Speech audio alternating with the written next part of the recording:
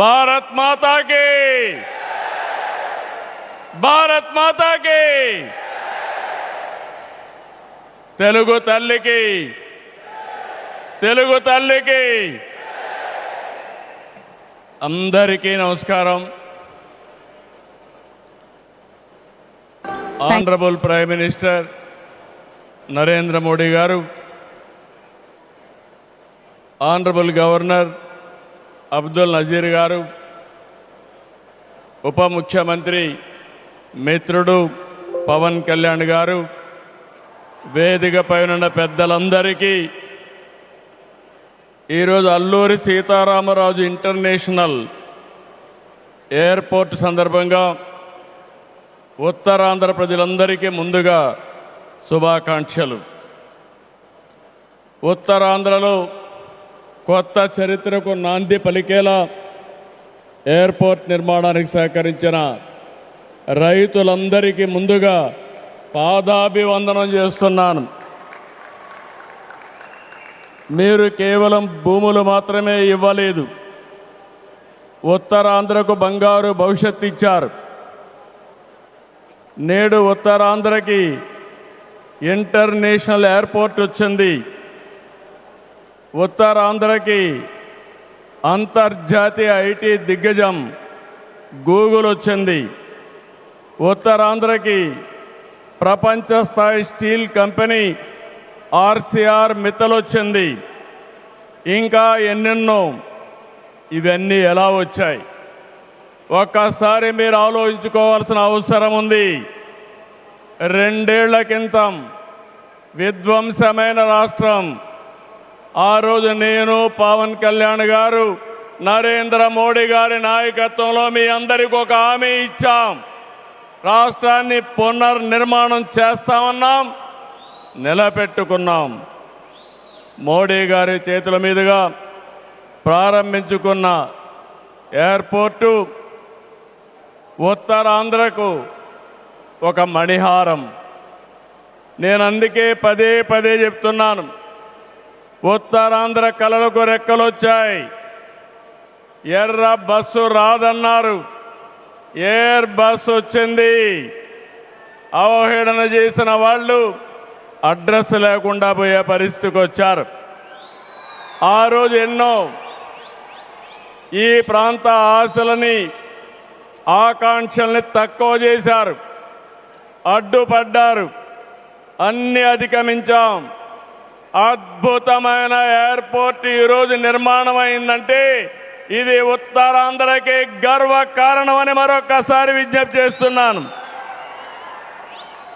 కొత్త ఎయిర్పోర్టు మన్యం వీరుడు అల్లూరి సీతారామరాజు పేరు పెట్టుకున్నాం. పేరు తలుచుకుంటేనే గుండె ఉప్పొంగుతుంది. గిరిజనులతో కలిసి ఆయన చేసిన స్వాతంత్ర పోరాటం దేశం ఎప్పటికీ మరిచిపోదు. ఉత్తరాంధ్ర శక్తికి నిదర్శనం ఈ ఎయిర్పోర్టు. ఎందుకంటే ఈ ఎయిర్పోర్ట్ నిర్మించింది ఎవరో కాదు, ఉత్తరాంధ్ర వాసి జిఎంఆర్, ఈ ప్రాంత వాసి. ఇంకొక పక్క దీనికి తొలుగు అడుగు వేసిన అశోక్ గజపతి రాజు ఇక్కడి వారే. ఏవియేషన్ మంత్రిగా నిర్మాణం పూర్తి చేసే బాధ్యత తీసుకున్న రామ్మోహన్ నాయుడుది కూడా ఉత్తరాంధ్రనే. ఇది ఉత్తరాంధ్ర సత్తా అని మరొక్కసారి మీ అందరికీ విజ్ఞప్తి చేస్తున్నాను. ఈరోజు ఉత్తరాంధ్ర దశ దిశ మార్చి కీలక ప్రాజెక్టు ప్రారంభానికి వచ్చిన మోడీ గారికి మనస్ఫూర్తిగా ధన్యవాదాలు. ఈరోజు మనందరం గుర్తుపెట్టుకోవాలి, వెంటిలేటర్ పైన ఆంధ్రప్రదేశ్కి ఆక్సిజన్ ఇచ్చి ఈరోజు నిలబెట్టిన వ్యక్తి నరేంద్ర మోడీ గారు. నేను మిమ్మల్ని అడుగుతున్నా, ఆంధ్రుల సెంటిమెంట్ విశాఖ ఉక్కు నిలబెట్టింది ఎవరని గట్టిగా మీరు చెప్పాల్సిన బాధ్యత మీ పైన ఉంది.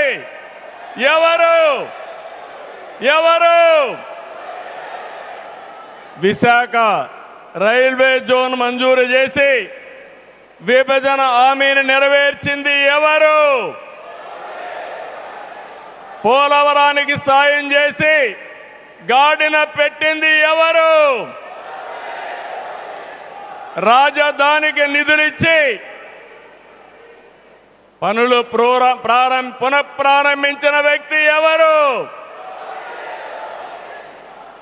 2027 భోగాపురంలో చెప్తున్నాను, పోలవరాన్ని పూర్తి చేసి మన ప్రధాని చేతుల మీద జాతికి అంకితం చేస్తామని హామీ ఇస్తున్నాం. 2028 అమరావతి మొదటి దశ పనులన్నీ పూర్తి చేసి మన ప్రధానమంత్రి నరేంద్ర మోడీ గారి చేతుల మీదుగా ప్రారంభిస్తామని మీ అందరికీ హామీ ఇస్తున్నాను. దీనికి మనందరం థ్యాంక్స్ చెప్పాలనా లేదా అని అడుగుతున్నా. చెప్పాలనా లేదా అని అడుగుతున్నా. థ్యాంక్ యూ,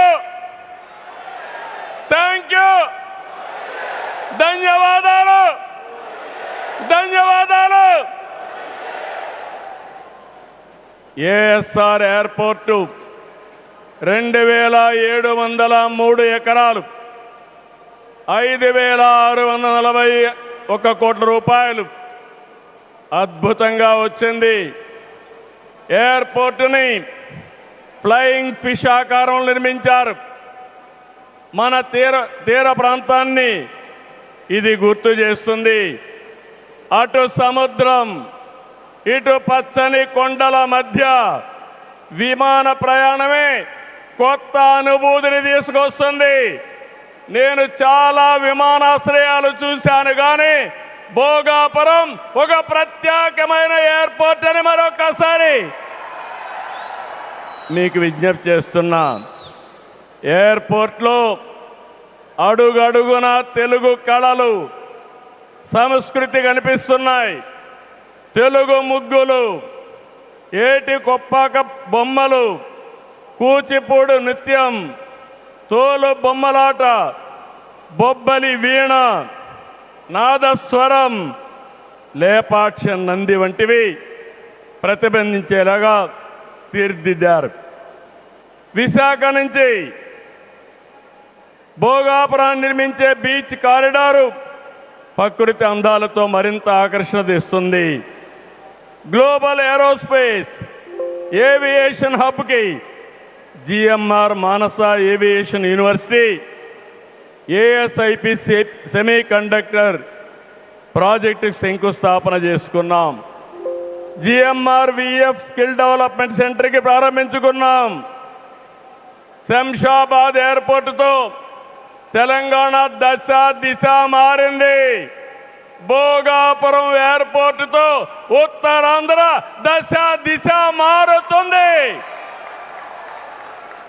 2015లో ఆనాడు ప్రధానమంత్రిగా ఉన్న నరేంద్ర మోడీ గారి నాయకత్వంలో ప్రకటన చేశాం. 19లో అనుమతులు తెచ్చి శంకుస్థాపన చేశాం. భోగాపురానికి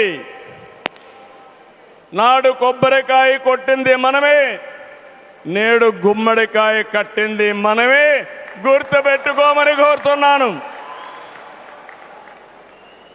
ఈ 2 ఏళ్లలో ప్రధానమంత్రి గారి సహకారంతో ఉత్తరాంధ్రలో 189 ప్రాజెక్టులకు సంబంధించి 6,13,00,000 పెట్టుబడులు. ఇవి పూర్తయితే 5,57,000 మందికి ఉద్యోగాలు వస్తాయని మీ అందరికీ విజ్ఞప్తి చేస్తున్నా. ఉత్తరాంధ్రలో వచ్చే 3 ఏళ్లలో 2,784 కోట్లతో 8 ప్రధాన సాగునీటి ప్రాజెక్టులు పూర్తి చేస్తాం. ఇది కాకుండా 65 సంవత్సరాలుగా పెండింగ్ ఉన్న నేరేడు బ్యారేజీని కేంద్రం క్లియర్ చేశారు. దశాబ్దాల కలని నిజం చేస్తాం.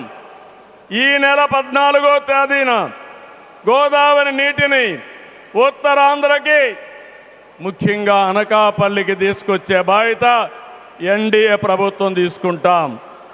గోదావరి పోల వంశధారిని అనుసంధానం చేసే బాధ్యత తీసుకుంటాం. ఉత్తరాంధ్రలో టూరిజం, ఫార్మా, నేషనల్ హైవేలు, పోర్ట్లు, ఎయిర్పోర్ట్లు, railway connectivity, rare earth minerals, ప్రసిద్ధ పుణ్యక్షేత్రాలు, అరకు, పాడేరు, సుందర ప్రాంతాలు లేనిదంటూ లేదు. వీటితో ఉత్తరాంధ్ర నుంచి వలసలు పోరు. వేరే ప్రాంతాల్లో శ్రీకాకుళం కాలనీలు ఉండవు. వేరే ప్రాంతం నుంచి ఉత్తరాంధ్రకు వలసలు వచ్చే రోజు తొందరలోనే ఉందని మరొకసారి విజ్ఞప్తి చేస్తున్నాను.